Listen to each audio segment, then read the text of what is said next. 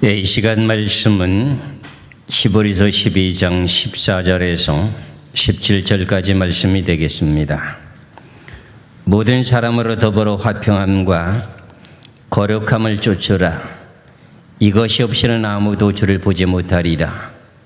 너희는 돌아보아 하나님의 은혜에 이르지 못하는 자가 있는가 두려워하고 또 쓴뿌리가 나서 기롭게 하고 마른 사람이 이로 말미암아 더불어 더러움을 입을까 두려워하고 음행하는 자와 혹 한 그릇 식물을 위하여 장자의 명분을 파내서와 같이 망령된 자가 있을까 두려워하라. 너희 아는 바와 같이 저희가 그 후에 축복을 기업으로 받으려고 눈물을 흘리며 구하되 버린 바가 되어 회개할 기회를 얻지 못하였느니라. 아멘. 오늘 히브리서 12장 14절에 17절까지 말씀의 제목은 거룩함이 없이는 아무도 주를 보지 못하리라 하는 제목으로 말씀을 드리겠습니다. 오늘 본문의 말씀의 제목은 거룩함이 없이는 아무도 주를 보지 못하리라 하는 말씀의 제목으로 말씀을 드리고자 원합니다. 우리가 예수 그리스도를 믿고 구원을 받았다면 신앙생활하는 모든 삶 속에서 여러 가지 먹고 마시는 문제 때문에 죄를 질 수밖에 없는 것이 우리의 부족한 인생들입니다. 그런데 오늘 본문에서 하나님께서 말씀하시기를 거룩함이 없이는 주님을 보지 못한다 하는 이 내용의 말씀 자체를 우린 깊이 기억해야 됩니다. 이 말씀의 의미 뜻은 무엇이냐면은 예수 그리스도를 믿고 하나님의 은혜의 선물로 구원을 받은 신앙인들이 삶 속에서 살아가는 모든 삶 속에 죄를 지었다면은 그 죄가 하나도 없이 깨끗하게 용서를 받지 못하고는 하나님을 볼 수 없다 하는 내용의 제목의 뜻입니다. 그렇다면은 이 내용의 말씀이 상당히 난해한 내용으로 볼 수밖에 없는데 성경의 모든 전체적인 내용을 놓고 봐서 우리가 예수 그리스도를 믿고 구원을 받은 인생이 우린 육체를 가진 몸이라서 먹고 마시고 살아가는 모든 생업 속에서 여러 가지로 범죄한 죄들이 수없이 많은데 그 죄를 다 용서를 받아야 하늘나라에 계신 하나님을 볼 수 있다 하는 말의 뜻입니다. 그렇다면 우리가 알고 지은 죄, 모르고 지은 죄가 있는데 그 죄를 어떻게 다 해결할 수 있을까 하는 내용도 숙제가 될 뿐만 아니라 오늘 본문 속에서 말씀하고자 원하는 그 내용 가운데 중요한 핵심이라고 하는 것은 우리 신앙인들이 지난 과거에 주님을 알지 못했을 때 모든 삶 속에서는 예수 그리스도를 믿고 세례를 받게 되므로 지난 과거의 모든 죄는 없어졌습니다. 그런데 예수 그리스도를 믿는 믿음으로 우리가 구원을 받고 난 후에 의인이 되고 난 후에 신앙생활하는 모든 삶 속에서 지은 죄가 있다 그런 말입니다. 그런데 그 지은 죄를 가지고 하늘나라를 갈 수 있느냐 없느냐 이런 말을 하게 되게 되면은 참 그런 것이 성경 어디 있느냐 이렇게 말할 수도 있습니다. 오늘 본문의 말씀이 그 내용입니다. 오늘 본문의 말씀에 히브리서 12장 14절에 모든 사람으로 더불어 화평함과 거룩함을 쫓으라. 이것이 없이는 아무도 주를 보지 못하리라. 그럼 거룩함을 쫓으라. 거룩함이 없이는 아무도 주를 볼 수 없다. 그러면 하늘나라에 하나님이 계시는 곳에 가려면은 거룩함이라고 하는 그 내용의 자체 의미가 뜻이 뭐냐면은 죄가 하나도 없이 깨끗함을 말하게 되게 됩니다. 거룩하다고 하는 단어의 뜻을 말씀드리자면은 세상과 완전히 구별됐다고 하는 내용의 뜻이 거룩함이요. 나의 모든 허물과 죄가 하나도 깨끗하게 씻음을 받았다고 하는 내용의 뜻이 거룩함입니다. 그럼 두 가지 뜻이 나오게 되는데 이렇게 거룩함이 없이는 아무도 주를 보지 못한다고 하니까 우리는 지금 신앙생활하는 가운데 살아왔던 모든 삶의 생활에 죄를 질 수 있었습니까? 없었습니까? 죄를 질 수밖에 없었던 것이 인간의 본능입니다. 그래서 우리가 신앙생활 하는 가운데 삶 속에서 지었던 이 모든 죄를 어떻게 해결하느냐 하는 것을 우리는 지금 알아야 됩니다. 지금 마지막에 종말이 닥치는 중요한 시기 속에 예수 그리스도께서 강림하실 날이 가까워오는 중요한 시기 속에 신부단장을 한다고 몸부림치는 우리 신앙인들에게 이 내용의 말씀을 볼 것 같으면 분명코 거룩함이 없이는 아무도 주를 보지 못하는 그런 상황에 이르게 된다고 하는 사건을 깨달으시면서 우리는 죄를 지은 그 모든 죄를 깨끗하게 회개하는 저와 여러분 되시기를 주의 이름으로 축원합니다. 어제 이제 뉴스를 보다 보니까는 지금까지 인천국제공항에서 해외로 여행 가는 그 모든 인파가 최대 인파랍니다. 그렇다면 우리 한국이 그만큼 잘 산다는 내용이 뜻이 되면서 여가 활동을 즐기겠다고 하는 내용이 뜻이 되는 거예요. 그래서 지금 우리나라만도 볼 것이 없어가지고 올로 세상으로 간다는 거예요. 전 세계로 지금 여행을 가는 거야. 자, 그럼 이런 내용 가운데 거기도 신앙인들이 있을까요? 없을까요? 신앙인들이 많이 있을 것입니다. 그렇다면 그분들이 오늘 제가 말씀드리고자 원하는 히브리서 12장 14절에 17절까지 말씀 가운데 너의 거룩함이 없이는 아무도 주를 보지 못한다고 하는 이 내용의 말씀을 알았더라면 그렇게 세상이 향락에 치우치는 모든 삶의 생활 속에 여행을 가려고 그렇게 애를 썼을까 하는 것을 생각해 볼 수가 있습니다. 그렇다면 우리가 죄를 지은 것만큼에 대한 내용이 죄를 용서를 받으려면 그만큼 고난과 고통이 뒤에 따른다고 하는 것을 깨달으셔야 됩니다. 그래서 제가 이제 순차적으로 우리가 하늘나라 가려면은 하늘나라에는 하나님이 계실 뿐만 아니라 하늘나라에는 죄라고 하는 것이 전혀 없습니다. 그래서 하늘나라 세계에는 빛만 하나님의 거룩한 신의 영이 충만한 그런 시대이기 때문에 세계이기 때문에 하나님도 거룩한 영이기 때문에 하나님이 거룩한 영이기 때문에 거룩한 영과 하나가 되려면 우리 자신도 거룩해야 된다고 하는 내용의 뜻입니다. 우리가 잘 알고 있는 내용 가운데 베드로전서 1장 16절의 말씀을 보시면은 주님께서 이런 말씀을 주셨지요. 베드로전서 1장 16절입니다. 기록하였으되 내가 거룩하니 너희도 거룩할지어다 하셨느니라. 하나님이 거룩하니 너희들도 뭐하라? 거룩하라.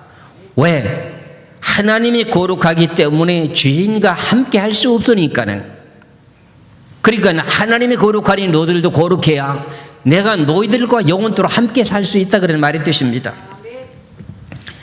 금년에 3월 달에 서울에서 100주년 기념관에서 우리가 세미나를 하게 될 때 많은 분들이 오셔가지고 제가 마지막 때 되어질 예언의 말씀을 전가하다 보니까는 우리가 마지막 때 예수 그리스도를 영접하려면은 흠과 티가 없이 죄가 하나도 없어야 된다고 하니까는 어떤 권사님이 그 이야기를 듣고 깜짝 놀라는 사건이 벌어졌습니다. 그러면 죄가 하나도 없어야 된단 말입니까? 우리는 밥 먹듯이 죄를 졌는데 그 죄를 가지고는 예수 그리스도를 영접할 수 없다고요? 그런 이야기는 한 번도 들어본 일이 없는데요. 깜짝 놀랐던 이런 일들이 있었습니다. 이런 내용과 마찬가지로 오늘도 말씀드리고자 원하는 내용이 뭐예요? 거룩함이 없이는 아무도 주를 보지 못한다고 하는 이 내용의 말씀이 하나님의 말씀입니까? 내 어떤 개인의 말입니까? 하나님의 거룩한 말씀이거든요. 그러면 성경의 전체적인 모든 내용을 찾아보면서 거룩함이 없이는 죄가 없이는 죄를 가지고는 하나님을 만날 수 없다고 하는 내용의 뜻을 성경을 점차적으로 살펴보겠습니다. 하나님은 무슨 영입니까? 거룩한 영이면서 그걸 거룩한 영을 다른 말로 말할 때 뭐라고 말합니까? 선결의 영이다 그럽니다. 성자라고 하는 성자가 무슨 성자입니까? 거룩할 성자죠. 결자는 무슨 결자입니까? 맑을 결자 깨끗한 영이라 그러는 말입니다. 그래서 거룩한 영이라 그럽니다. 그래서 하나님의 영을 거룩하다고 하는 말을 다른 말로 말할 때 뭐라고 말한다? 선결의 영이다 그런 말이에요. 그래서 하나님은 선결의 영이기 때문에 하나님과의 죄인과는 하나가 될 수가 없습니다. 그래서 우리가 잘 알고 있는 디모데전서 6장을 한번 보실 것 같으면 디모데전서 6장 16절의 말씀을 보시면 오직 그에게만 죽지 아니함이 있고 가까이 가지 못할 빛에 거하시고 아무 사람도 보지 못하였고 또 볼 수도 없는 자신이 그에게 존귀와 영광과 능력을 돌릴지어다. 아멘. 그랬어요.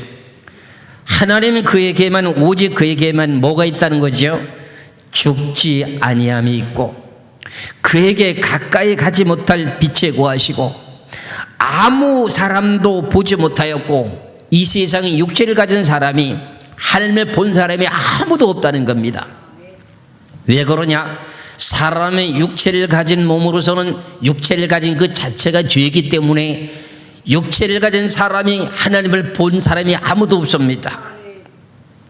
그러니까 결국은 하나님은 무슨 영이라는 거지요? 거룩한 영이요. 그걸 다른 말로 말하면 선결의 영이라는 겁니다. 그래서 선결의 영이기 때문에 선결의 영은 죄인의 영과의 하나가 될 수 없다는 것이 성경의 논리입니다. 그래서 우리가 잘 알고 있는 내용 가운데 창세기 3장 1절에서부터 10절까지 말씀을 보시면 하나님께서 아담에게 선악과를 만들었고 언약을 정해놨습니다. 선악과를 따먹으면 반드시 죽으리라고 하는 언약을 정했는데 결국은 뱀의 꼬임에 빠져서 선악과를 따먹게 되면서 범죄하게 되므로 아담과 하와가 선악과를 따먹기 전에는 하나님과 함께 거닐었던 에덴 동산이었었는데 어떤 일들이 벌어지는가 한번 보시기 바랍니다. 창세기 3장 1절에서 10절까지 말씀을 보겠습니다. 여호와 하나님이 지으신 들짐승 중에 뱀이 가장 간교하더라. 뱀이 여자에게 물어가로되 하나님이 참으로 너희더러 동산 모든 나무의 실과를 먹지 말라 하시더냐. 여자가 뱀에게 말하되 동산 나무의 실과는 우리가 먹을 수 있으나 동산 중앙에 있는 나무의 실과는 하나님의 말씀에 너희는 먹지도 말고 만지지도 말라. 너희가 죽을까 하노라 하셨느니라. 뱀이 여자에게 이르되 너희가 결코 죽지 아니하리라. 너희가 그것을 먹는 날에는 너희 눈이 밝아 하나님과 같이 되어 선악을 알 줄 하나님이 아심이니라. 여자가 그 나무를 본즉 먹은직도 하고 부엄직도 하고 지롭게 할 만큼 탐스럽기도 한 나무인지라. 여자가 그 실과를 따먹고 자기와 함께한 남편에게도 주매 그도 먹은지라. 이에 그들의 눈이 밝아 자기들의 몸이 벗은 줄을 알고 무화과나무 잎을 엮고 치마를 하였더라. 그들이 날이 서늘할 때 동산에 거니시는 여호와 하나님의 음성을 듣고 아담과 그 아내가 여호와 하나님의 낯을 피하여 동산 나무 사이에 숨은지라. 여호와 하나님이 아담을 부르시며 그에게 이르시되 네가 어디 있느냐. 가로되 내가 동산에서 하나님의 소리를 듣고 내가 벗었으므로 두려워하여 숨었나이다 그랬습니다. 하나님께서 아담에게 에덴 동산에 선악과를 만들어 놓고 또 선악과 따먹으면 반드시 죽어, 그 따먹지 마라 이렇게 자유의지를 줬습니다. 그렇죠? 그런데 뱀의 꼬임에 빠져서 선악과를 따먹었습니다. 그러고 난 후에 그들이 무슨 일이 벌어졌습니까? 자기 자신의 몸이 벗은 줄을 알면서 무화과나무 잎을 엮어서 자기 자신을 가리고 난 후에 무슨 일이 벌어졌습니까? 여호와의 음성이 들리자마자 나무 사이에 숨어버립니다. 그게 무슨 내용의 뜻이었습니까? 앞서서 말씀드렸던 내용 가운데 디모데전서 6장에서 말씀하셨던 내용의 말씀처럼 하나님은 죽지 않은 영이시며 빛에 거하시고 죄인과 함께 할 수 없는 영이라고 했던 그 내용과 마찬가지로 이렇게 지금 선악과를 따먹자마자 아담과 하와는 무슨 일을 범했어요? 범죄했잖아요. 그러니까 선악과를 따먹기 전에는 에덴 동산에서 하나님과 거닐었던 아담과 하와가 범죄하자마자 무슨 일이 벌어졌어요? 하나님은 빛의 영이요 거룩한 영이요 선결의 영이니까 죄인의 영과 하나가 될 수가 없으니까 결과적으로 나무 사이에 숨었던 이 사건이 뭐냐고요? 이것을 오늘 본문에서 우리도 12장 14절에 너희가 거룩함을 쫓으라. 이 거룩함이 없이는 아무도 주를 보지 못할 것이니라. 그러면 하나님은 지금 하늘나라에 계십니까? 안 계십니까? 하늘나라에 계시거든요. 그에게 가려면 거룩함이 없이는 갈 수 없느니라. 그래서 우리는 신앙생활하는 가운데 예수 그리스도를 믿고 하나님의 은혜의 선물로 구원을 받았다면 신앙생활하는 가운데 뭘 다스려야 되느냐?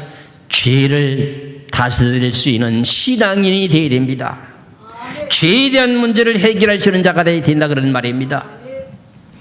앞서서도 말씀드린 것처럼 베드로전서 1장 16절의 말씀과 마찬가지로 내가 거룩하니 너희들도 거룩해야 나를 만날 수 있다 그런 말입니다. 그런데 지금까지 많은 메시지들 가운데 신앙인들에게 죄를 가지고는 천국 가지 못합니다. 죄를 용서를 받아야 됩니다. 이런 내용을 듣지 못하다 보니 이런 말을 외치고 증거하는 자에게 이상하게 들려지는 거고 의심적인 내용을 끼고 지금 성경을 보고 있는 거예요. 앞서서도 말씀을 드렸었잖아요.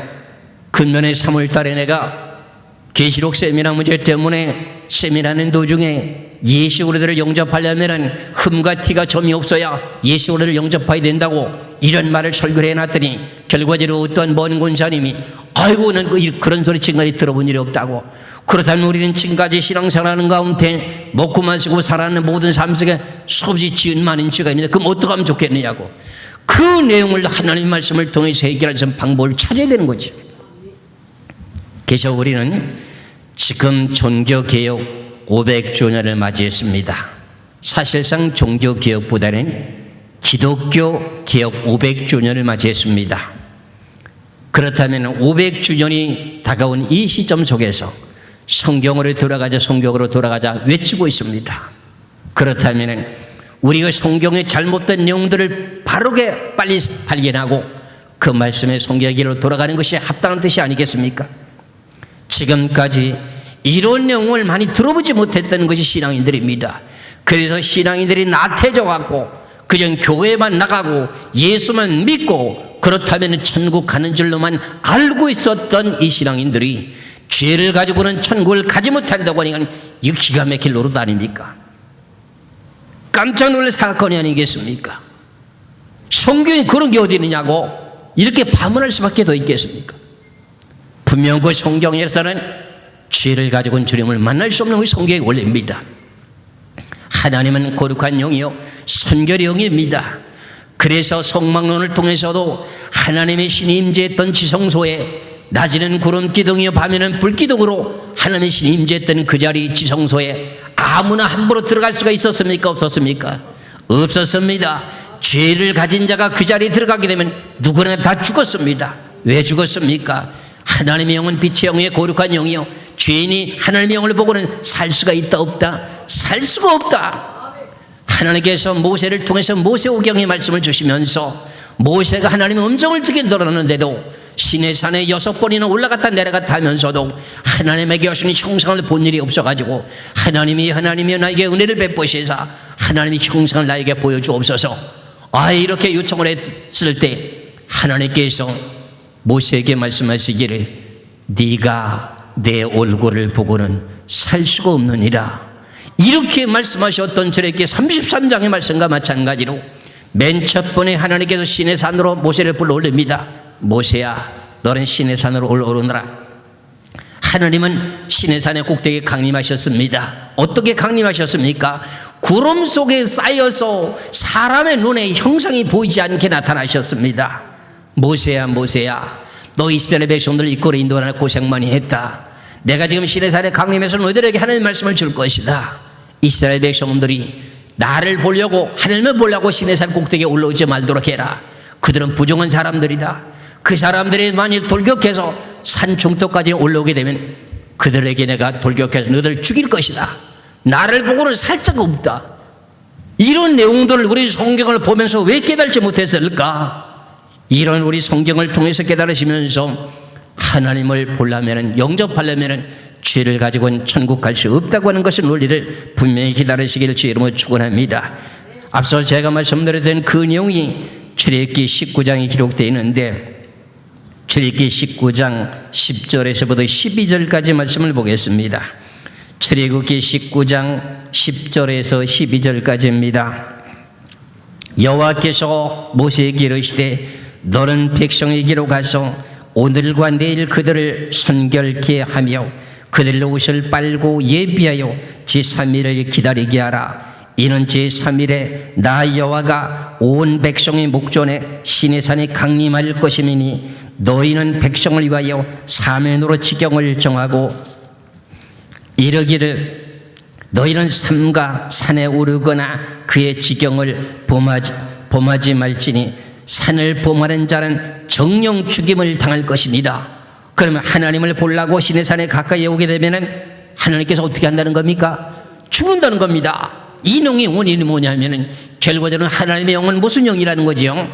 거룩한 영이요 성결의 영이요. 너희들은 우리 육체를 가진 사람은 무슨 사람들이라는 거예요? 죄인이라는 거예요. 죄를 가진 몸이기 때문에 하나님을 보고는 살 수가 없으니 이런 내용을 우리들에게 성경을 통해서 누누이 말씀하고 있는데 성경의 말씀을 아무리 보아도 검은 건 것이요 흰 건 종이었던 것이었습니다. 왜요? 눈이 안 열렸어요. 뭐 때문에요? 용식과 탐욕 때문에, 교만 때문에, 명예욕 때문에 영안이 열리지 않았던 내용의 뜻이었습니다. 오늘 이 귀하신 말씀을 듣고 잘 깨달으셔야 됩니다. 그렇다면 우리는 하늘나라 가려면 진실로 성경에 수많은 말씀들이 있는데 간단하게만 제가 말씀드립니다. 시편에서도 말씀하신 내용처럼 여호와의 산에 오를 자 누구냐 하는 그 내용의 말씀과 마찬가지로 죄를 가지고는 지금 못 간다는 내용의 뜻을 밝히고 있습니다. 시편 24편 3절에서 4절의 말씀을 보겠습니다. 시편 24편 3절에 4절에 여호와의 산에 오를 자 누구며 그의 거룩한 곳에 설 자가 누군고 그랬어요. 여호와 산이라고 하는 곳은 무슨 뜻을 말하는 겁니까? 하나님의 나라에 갈 자가 누구냐 그런 말입니다. 여호와의 산에 오를 자가 누구며 그의 거룩한 곳에 설 자가 누군고? 하늘나라가 거룩한 곳입니까? 성결한 곳 맞죠? 하늘나라는 거룩한 나라지 그러죠? 그런 거룩한 곳에 설 자가 누군고? 곧 손이 깨끗하며 마음이 청결하며 뜻을 허탄한 데 두지 아니하며 거짓 맹세치 아니하는 자로다 그랬습니다. 그러면 여호와 산에 오르려면 깨끗해야 된다는 겁니다. 죄가 없어야 된다는 겁니다. 그럼 이 내용은 좀 어렵습니다. 그럼 다른 내용 좀 쉬운 말씀 없습니까? 쉬운 말씀도 있습니다. 데살로니가 전서를 한번 보시겠습니다. 데살로니가 전서 5장 23절의 말씀도 한번 보겠습니다. 데살로니가 전서 5장 23절의 말씀을 보면 우리가 지금 예수 그리스도께서 강림하실 때가 가까이 오고 있는 우리 시대에 지금 하신 내용의 말씀 가운데 하나인데 우리가 살아서 변화를 받아서 예수 그리스도를 영접하려면 어떤 사람이 되어야 되는가 하는 그 내용 한번 보시겠습니다. 데살로니가 전서 5장 23절에 평화가 하나님이 친히 너희로 온전히 거룩하게 하시고 또 너희의 온 영과 혼과 몸이 우리 주 예수 그리스도에 강림하실 때 흠없게 보존되기를 원하노라. 온 몸과 영과 혼과 이 모든 것들이 흠없어야 된다는 겁니다. 우리가 예수 그리스도를 영접하려면 변화를 받으려면 온 몸이 결과적으로 온 육체와 혼과 영이 깨끗해야 된다는 겁니다. 그럼 지금도 예수 그리스도를 믿고 구원받아서 천국에 간 그 모든 사람들은 좀 어떻게 갔을까요? 하는 내용을 생각해 놓고 보면 그분들이 죄를 다 용서받고 갔습니까? 죄를 가지고 천국 갔습니까? 다 죄를 용서받고 갔습니다. 그래서 저는 여러분이나 육체를 가진 몸이기 때문에 죄를 질 수밖에 없었습니다. 그렇다면 그 죄를 어떻게 해결할 수 있는가? 그 내용이 우리가 성경을 통해서 알아야 됩니다. 히브리서 12장에서 말씀하시는 내용을 한번 보시면은 히브리서 12장 5절에서 10절까지 말씀을 보시면은 누구나 다 함께 하나님 앞에 뭘 받는다는 거지요? 징계를 받는다. 징계. 징계가 뭐예요? 매를 맞는 거예요. 매를. 어린아이들이 가정 삶 속에서, 학교 다니는 모든 생활 속에서 그들이 잘못되면 부모가 어떻게 합니까? 그를 징계하지요. 고초리를 때리잖아요. 자녀들이 뭔가 잘못하면 부모가 어떻게 돼요? 고초리를 때리잖아요. 그 징계예요. 그러면 우리는 하나님께 뭐예요? 우리는 하나님은 아버지, 영의 아버지고, 우리는 뭐예요? 하나님의 영의 자녀지 않습니까? 그렇다면 우리가 범죄했으면 그 죄를 회개하지 않고 있으니 하나님이 어떻게 할까요? 하나님께 매를 드리는 거죠. 그걸 보고 말할 때 뭐라 그래요? 징계라고 그러는 거야. 그 내용의 자체를 잠깐 보겠습니다. 히브리서 12장 5절에서 10절까지 말씀을 봅니다. 히브리서 12장 5절에서 10절까지 말씀을 보면은 또 아들들에게 굴하는 것 같이 너희에게 권면하신 말씀을 잊었도다 일렀으되 내 아들아 주의 징계하시면 경여기지 말며 그에게 꾸지람을 받을 때 낙심하지 말라. 주께서 그 사랑하시는 자를 징계하시고 그의 받으시는 아들들마다 채찍질하시느니라 하였으니 너희가 참음은 징계를 받기 위함이라. 하나님의 아들과 같이 너희를 대우하시나니 어찌 아비가 징계하지 않은 아들이 있으리요. 징계는 다 받는 것이거늘 너에게 없으면 사생자여 참아들이 아니니라. 또 우리 육체의 아버지도 우리를 징계하였어도 공경하였거든 하물며 모든 영이 아버지께 더욱 복종하여 살려 하지 않겠느냐. 저희는 잠시 자기의 뜻대로 우리를 징계하였거니와 오직 하나님은 우리의 유익을 위하여 그의 거룩하심에 참여케 하시노니라 그랬어요. 이 내용의 말씀은 이제 조목조목 이제 시간 되면은 징계에 대한 내용을 말씀을 드리게 될 때 해석을 해드릴 것입니다. 그럼 우리는 신앙생활 하는 가운데 죄를 지은 것이 있는데 알고 지은 자 모르고 지은 자가 있습니다. 그럼 회개할 기미가 전혀 보이지 않습니다. 그럼 하나님께서 어떻게 할까요? 그 다음에 징계가 들어가는 겁니다. 제가 어떤 분한테 신앙생활을 하는 가운데 그래도 유명하신 분한테 뭔가 실수가 잘못된 내용 때문에 병원 신세를 지고 수술하고 하는 그 모든 내용 때문에 제가 지나가는 말로도 농담처럼 이런 말을 했습니다. 아유 징계를 받으셨네요. 징계가 뭐예요? 이러는 거예요. 아유 기가 막힐 노릇 아닙니까? 징계가 뭐예요? 히브리서 12장 5절에서 10절까지 징계는 누구나 다 받는 것이거늘 징계를 안 받으면 무슨 자식이래요? 사생자, 하늘 백성 아니라는 겁니다. 내버린 자식이라는 겁니다. 그럼 여러분들이 지금까지 잘못돼서 여러분들이 여러 가지 실수하고 범죄했던 그 내용 가운데 여러분들에게 여러 가지 어려움이 닥치고 고난과 고통이 닥쳤던 그 모든 일들이 여러분들에게 그게 뭐였습니까? 징계를 받았습니다. 근데 히브리서 12장 5절에 10절까지 말씀에 징계를 받는데 좀 참으라는 겁니다. 왜? 잘못했으면은 자식이 잘못하면은 잘못한 것만큼에 대한 내용의 대가대로 뭘 쳐요? 휴처리를 때리잖아요. 너 10대 맞아. 하나 둘 셋 넷 다섯 여섯 일곱 10대를 맞아놓고 너 죄 이제 용서됐어. 이러는 거와 마찬가지로 우리 신앙인들 다 똑같습니다. 목사도 장로도 권사도 어느 병신도 누구나 다 징계 다 받습니다. 목사님 나는 왜 이렇게 신앙생활이 힘들고 어려워요? 목사님 나에겐 왜 가정에 이렇게 어려운 풍파가 많이 닥쳐요? 무슨 소리 하는 거예요?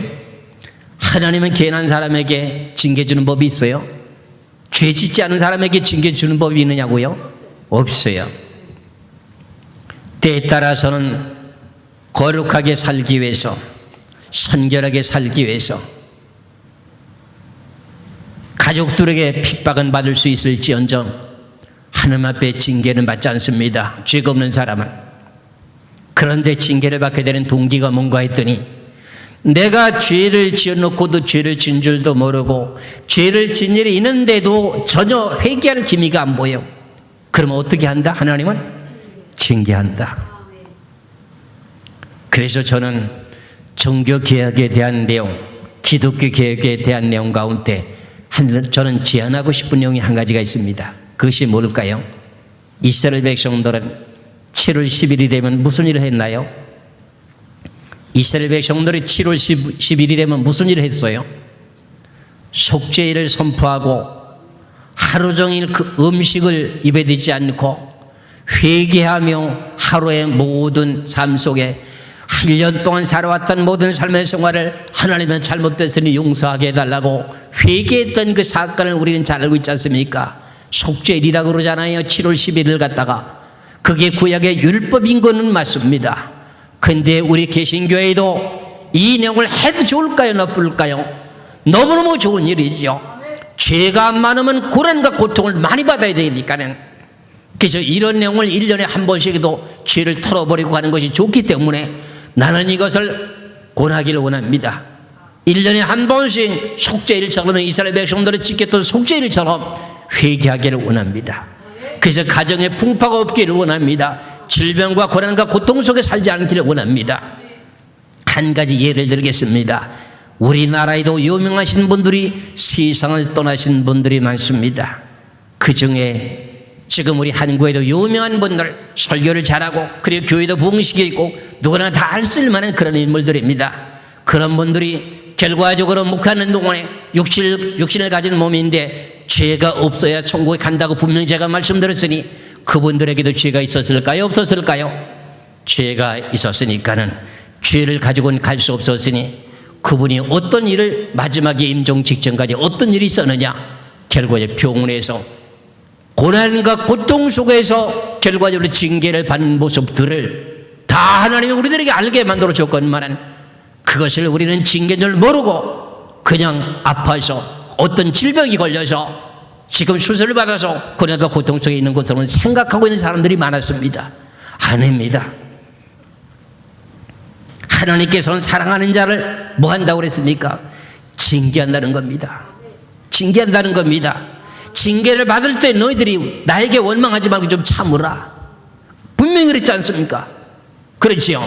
참고 나면 결과적으로 뭐 하는 거냐? 매를 맞을 때는 그럼 아픕니까? 안 아픕니까? 아프거든요. 그래서 앞서서 말씀드렸던 내용처럼 유명하신 목사님이 임종하기 직전에 몇 개월 동안 병원에 입원해가지고 고통을 당하는 그 모든 내용 때문에 방송국을 통해가지고 우리 목사를 위해서 좀 기도해달라고 하는 그런 광고까지도 나왔었습니다. 그랬을 때 하나님은 공의로운 하나님이요, 저분이 아무리 훌륭한 사람이라 할지라도 육체를 가진 몸이었으니 분명 그 죄는 있을 것이요, 저 죄를 가지고는 천국에 가지 못하니까 하나님께 저렇게 질병으로다 고난과 고통 속에서 징계를 하시는구나, 사랑하시는 자에게 하나님 징계를 하시는구나, 이런 것을 깨닫게 될 때 하나님은 공의로운 하나님이요, 하나님은 거룩한 분이요, 하나님은 선결의 하나님이기 때문에 죄인과 함께 영원토록 할 수가 없었기 때문에 죄를 해결해 주기 위한 하나님의 방법이 징계였다는 것입니다. 그렇다면 징계를 안 받으려면 어떻게 해야 될까요? 죄를 짓지 말아야죠. 뭐 죄를 짓지 말는 것이 쓰죠. 그런데 죄를 안 질 수 있나요?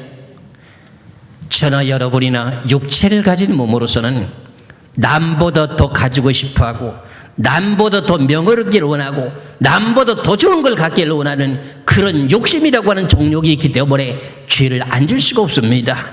그러다 보니까 가장 가까이 있는 두 부부 가운데에서도 여러 가지 좋은 문제 때문에, 자녀들 문제 때문에 시비가 벌어져 다투고 안 다툽니까? 여러분들 시비가 벌어지니까 두 부부지간에도 싸웁니까? 안 싸웁니까?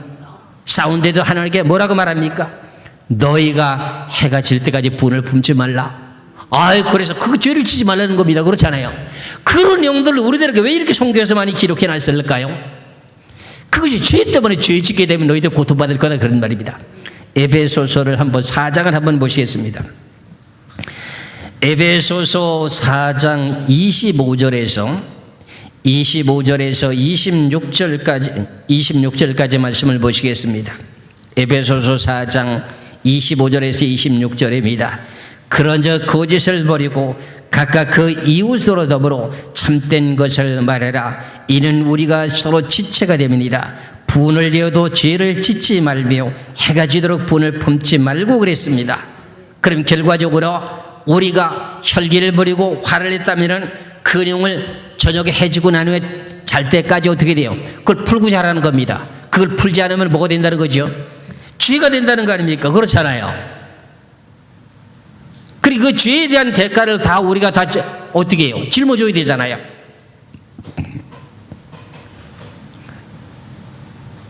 그래서 우리가 신앙생활하는 가운데 잘 알아야 될 내용 중에 하나가 뭐냐면은 예수를 믿기 전에 지었던 모든 죄 때문에 예수 그리스도를 믿게 됨으로 죄가 다 용서받았습니까? 안 받았습니까? 받았지요. 그럼 이제 신앙생활을 합니다. 신앙생활 하는 가운데 1년 했습니다. 2년 했습니다. 3년 했습니다. 4년 했습니다. 그럼 신앙생활 하는 가운데 또 예수 믿습니까? 안 믿습니까? 예수 믿습니까? 안 믿습니까? 예수 다 믿고 있죠. 그렇죠? 예수를 믿는다고 하는 뜻이 뭡니까? 나의 죄를 용서해 주신 분이다. 그런 뜻이지 않습니까? 그렇잖아요.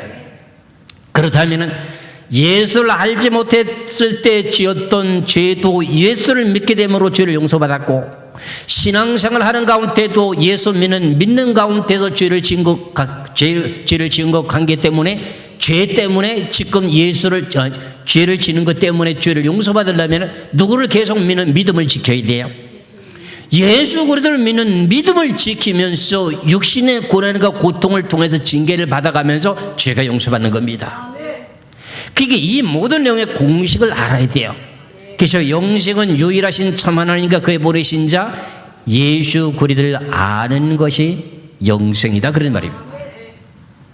그래서 우리는 이런 내용 가운데 베드로전서 4장 1절의 말씀을 놓고 보니까는 예수를 믿는 믿음 가운데 죄를 지은 것 때문에 하나님이 징계하는 것 때문에 육신의 고통을 주게 됩니다. 그렇다면 죄가 용서를 받는가 안 받는가? 베드로전서 4장 1절에 기록되어 있습니다. 베드로전서 4장 1절의 말씀을 보겠습니다. 그리스도께서 이미 육체의 고난을 받으셨으니 너희도 같은 마음으로 갑옷을 삼으라. 이는 육체의 고난을 받는 자가 죄를 그쳤으면 이렇게 됐어요. 그러면은 베드로전서 4장 1절에 대한 내용을 잘 한번 성경을 깊이 생각해 보면은 그리스도께서 이미 육체의 고난을 받으셨으니, 그랬으면 예수님이 육체의 고통을 받은 이유가 뭡니까? 온 인류의 모든 백성들의 지은 죄를 위해서 예수님이 육신의 고통을 받으며 십자가에서 죽으셨지 않습니까? 그렇지 않아요? 그와 같이 너희도 같은 마음으로 갑옷을 삼으라 그랬잖아요. 그럼 우리들도 죄 때문에 같은 마음으로 갑옷을 삼으라 하면서 예수 그리스도를 믿는 믿음으로 육신의 고난과 고통을 받게 되게 되면 죄가 뭐가 된다? 끝이 난다. 그러면 죄를 많이 지놓고 육신의 고통을 많이 당할 것을 원하십니까? 아니면 죄를 짓지 않고 육신의 고통을 받지 않은 걸 원하십니까? 죄를 안 짓고 육신의 고통을 안 받는 걸 원하시겠죠. 분명 그 천국에 가려면은 죄를 가지고는 갈 수 없다고 하는 게 성경의 답인데, 그러면은 죄를 가지고 있는 신앙생활 속에서 예수를 믿는 믿음을 절대로 지키면서 내가 어떤 죄를 저는지 알지 모르니까는 내가 지금 무슨 죄를 저는지 알지도 모르는 경우가 많지 않습니까? 그런데 난 천국 가고 싶은 마음을 있고 예수 그리스도를 믿는 믿음은 갖고 있는데 그걸 가지고는 천국을 갈 수 없으니 하나님은 무슨 일을 하신다? 징계를 하십니다. 그럼 징계를 통해서 뭐가 용서받는다? 죄가 용서받는다. 이게 이제 히브리서 12장 5절에 10절까지 말씀을 보면 그 답이 다 나옵니다. 그 내가 이제 건너뛰어가고 베드로전서 4장 1절에 대한 내용의 말씀만 이렇게 말씀했습니다. 그렇다면은 그러면 이거 말고도 하나님 죄를 용서받는 비결이 없습니까? 있습니다. 이런 내용의 방법 말고도 죄를 용서하는 비결이 있습니다. 그 내용들은 뭐냐면은 빌립보서 4장을 한번 보시겠습니다. 빌립보서 4장 1절에 3절까지 말씀을 보시면, 그러므로 나의 사랑하고 사모하는 형제들 나의 기쁨이요 멸관인 사랑하는 자들아, 이와 같이 주 안에 서라. 내가 요디교를 권하고 순두계를 권하노니 주 안에서 같은 마음을 품으라.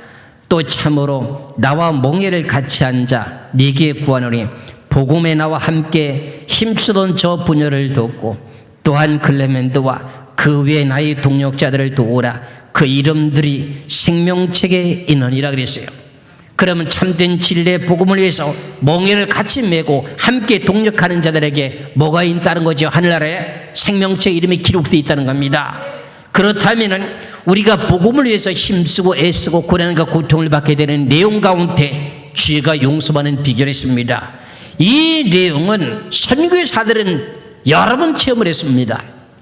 선교를 해보면 물 다르지요, 언어 다르지요, 환경 다르지요. 그 내용 가운데 예수 그리스도의 복음을 들고 가서 내 자신의 육신의 고난과 고통과 희생을 하게 됩니다. 그 내용 가운데 죄가 용서받게 되게 됩니다. 이게 아주 가장 쉽게 말씀드리는 내용 중에 답입니다. 그런데 그럼 선교를 하지 않고 그럼 어떻게 하면 좋습니까? 이 내용이 빌립보서 4장 1절 3절입니다. 야, 이 진리의 복음을 위해서 함께 복음을 동력하는 자들, 이 귀한 하나님의 진리를 위해서 함께 복음을 동력하며 힘쓰며 애쓰며 동력하고 고생하는 자들에게 죄가 용서하는 비결이 있습니다. 이것을 제가 직접적으로 체험하고 성경에 기록되어 있으니까, 그래서 여러분들 복된 자리에 오셨으니 헌신하시고 충성하실 주의 이름으로 축원합니다.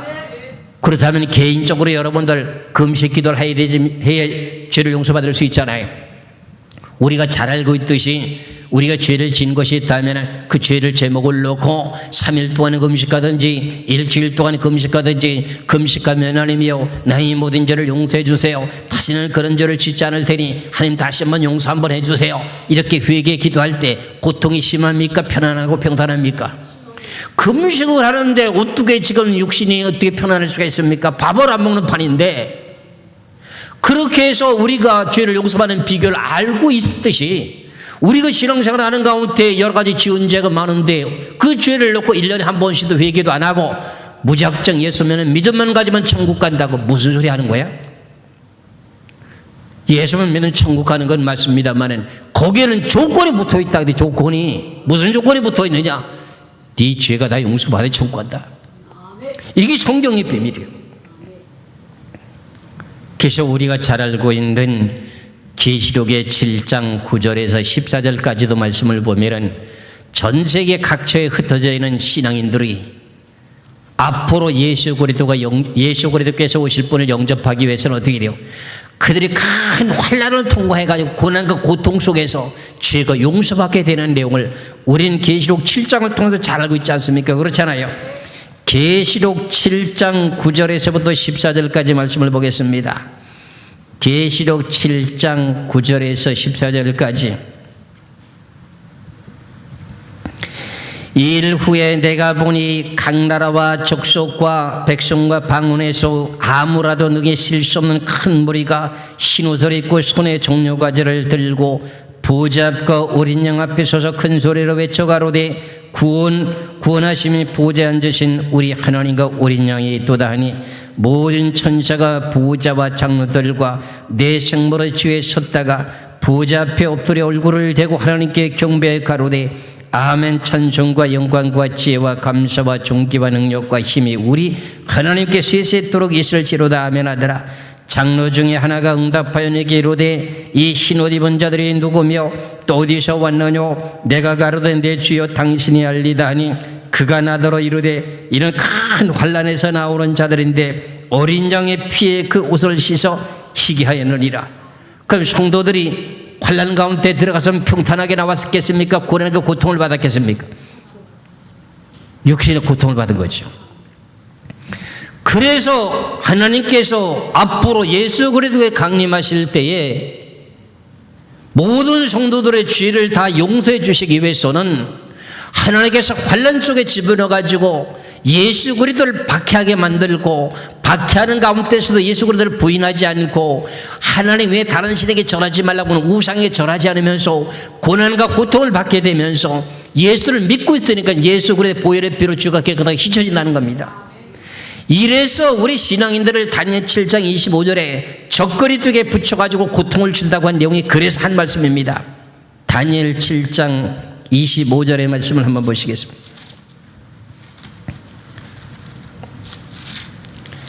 다니엘 7장 25절의 말씀을 보면은 그가 장차 말로 지극히 높으신 자를 대적하며, 그가라고 하는 이 대상자는 누구냐 할 것 같으면은 이제 10뿔 가운데 작은 뿔이라고 하는 것이 나오게 되는데, 작은 뿔이 결과적으로 뭐냐 하면은 이제 가톨릭입니다. 이게 다니엘 7장에서 작은 뿔이라고 하는 내용이 유럽의 가톨릭의 한 종교를 말하는 겁니다. 그가 장차 말로 지극히 높으신 자를 대적하며 또 지극히 높으신 자의 성도를 괴롭게 할 것이며, 그다음에 그가 또 때와 법을 변개코자 할 것이며, 성도는 그의 손에 붙임 바 되어서 한때 두때 반때를 뭐하리라? 지내리라. 누구에게 붙여가지고? 적그리스도에게 붙여가지고 한때 두때 반때를 갖다가 뭐한다? 고통 속에 붙인다. 그럼 죄를 많이 지면은 그 사람들에게 고통을 더 많이 받을 것이고, 죄가 적으면은 어떻게 될 것이고, 고통을 받지 않을 것이고, 죄가 전혀 없으면 고통을 받지 않을 것이고, 죄가 적으면 적게 고통을 넘길 것이고, 그렇잖아요. 그러면 죄가 없으면 어떻게 됩니까? 고통을 받지 않는다는 겁니다. 그게 어디 있느냐? 계시록 3장 10절에 있으니까요. 계시록 3장 10절의 말씀을 보겠습니다. 네가 나의 인내의 말씀을 지켰은적 내가 또한 너를 지키어 시험의 때를 면하게 하리니 이는 장차 온 세상에 임하여 거하는 자들을 시험할 때라 그랬습니다. 온 세상의 모든 사람들을 시험할 때요. 그러니까 하나님께서는 야, 나는 거룩한 영이니까 거룩함이 없이는 나를 볼 수가 없다고 했으니까 너희들을 내가 만나서 너희들을 영접하고 영원토록 함께하기를 원하자면 너희가 환난 속에 내가 집어넣어가지고 너희가 믿음을 지키고 나 외에 다른 신을 섬기지 말라고 하는 우상에 절하지 않고 고난과 고통 속에서 1260일 동안은 한때 두때 반때라고 하는 걸 지나게 될 때, 죄가 깨끗하게 용서받게 될 때, 내가 그때 예수 그리스도를 지금 이 땅에 보내셔서 예수 그리스도를 영접하게 만들어 너희들을 영원한 세계로 지금 이끌어 인도하고자 원하는 것이 하나님의 사랑의 계획이건을 무슨 환난절에 들린 말이라고요? 아닙니다. 환난 속에 들어가야 됩니다. 환난 속에 들어가서 고통을 많이 받기를 원하시면은 죄를 많이 지시고, 고통을 받기를 원치 않는다면은 죄를 짓지 마시기 바랍니다. 만일에 그때까지 가서 그럼 내가 그런 죄를 용서받고 가면 되지 않습니까? 그렇게 하십시오. 3일 동안 금식을 하든지 40일 동안 금식을 하든지 금식해가지고 죄를 다 용서받고 환난 속에 들어가시면 평탄해진다 그런 말입니다. 이건 성경 공식입니다. 그렇다면 여러분은 어떻게 하시겠습니까? 하나님은 거룩한 분인데 내가 거룩하니 너들도 거룩하라. 그래 내가 너를 맞이할 수 있다. 하나님은 빛의 영이요 주인과 함께할 수 없는 영이기 때문에 나는 너희들을 거룩하게 하기 위해서 내가 성령으로 마리아 마음에 들어가서 잉태되어서 육신의 몸을 입고 이 땅에 태어나서 너들의 모든 죄를 위해서 십자가 내가 제물로 바쳐줬지 않느냐? 내가 그 죄를 위해서 내가 죽어주지 않았느냐? 그 제물을 통해서 내가 너희들의 죄를 용서할 것이다. 그 비밀이 뭐냐? 너희가 세상을 사는 동안에 여러 가지 어려움이 고통이 딸지라도 예수 그리스도를 믿는 믿음 지키고 하나님의 계명 꼭까지 지켜라. 그러다 보면 내가 너희들의 모든 죄를 징계를 통해서 용서해 줄 것이다. 근데 여러분들의 마음속에 진실하게 예수 믿는 믿음은 철저히 가져야 된다. 그렇게 될 때 내가 너희들이 알게 모르게 징계를 해가지고 죄를 용서받게 만들고 내가 너를 갖다가 영접해서 영원토록 거룩한 나라에서 영원토록 함께할 것이다 하는 것이 오늘 본문에 대한 내용의 뜻이었습니다. 계속 이런 내용의 말씀을 넣고 보면은 계시록 22장 14절에도 말씀을 보니까 뭐예요? 두루마리를 빠는 사람이 보기 때, 그러니까 두루마리라고 하는 내용이 구약시대 때 제사장들에게 입혔던 그 내용이 두루마기라 그럽니다. 우리 신약시대 때는 뭐라고 말합니까? 세마포시라고 합니다. 세마포시라고 하는 것을 예수 그리스도를 믿는 믿음으로 세례를 받고 난 후에 우리는 영적으로 무슨 옷을 입었습니까? 세마포옷을 입었습니다. 신앙생활 하는 가운데 옷이 더러워졌습니다. 죄를 졌습니다. 옷이 더러워졌습니다. 그럼 옷이 더러워진 것을 가지고 예수 그리스도를 영접할 수 있습니까? 없게 되니까는 계시록 22장 14절에 두루마기를 빠는 사람들이 복이 있도다. 두루마리를 빨고 깨끗한 사람들이 예루살렘 성에 들어갈 권세를 얻느니라. 이렇게 성경에서 말씀하고 있으니 죄를 가지고는 천국 가지 못한다고 하는 것이 성경에 누누이 나와 있거늘 어찌 예수 그리스도만 믿는다고 하는 믿음만 내세우고 될 것이냐. 우리 이것을 깨닫고 저나 여러분이나 선결한 삶을 사시기를 주의 이름으로 축원합니다. 기도하겠습니다.